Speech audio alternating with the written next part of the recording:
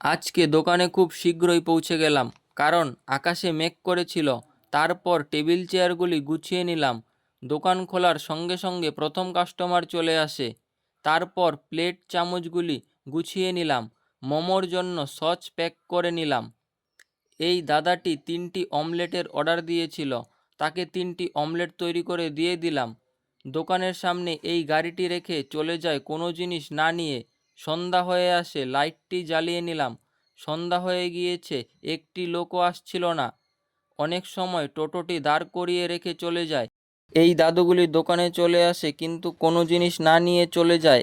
এক এক করে দোকানে লোকজন আসতে শুরু করে। এই ভাইটি চাউমিন খেতে এসেছিল।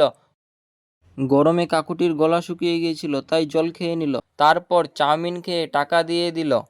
প্রথমে এই কাকুটি কি নিবে বুঝতে পারছিল না। তারপর 2টি ডিমের অমলেট নিয়ে টাকা দিয়ে চলে যায়। তারপর এই ভাইটি আসে। ভাইটি কি চিন্তা করছিল তা বুঝতে পারছিলাম না। দোকানে সব জিনিস শেষ হয়ে যায়, দোকানটি গুছিয়ে নিলাম।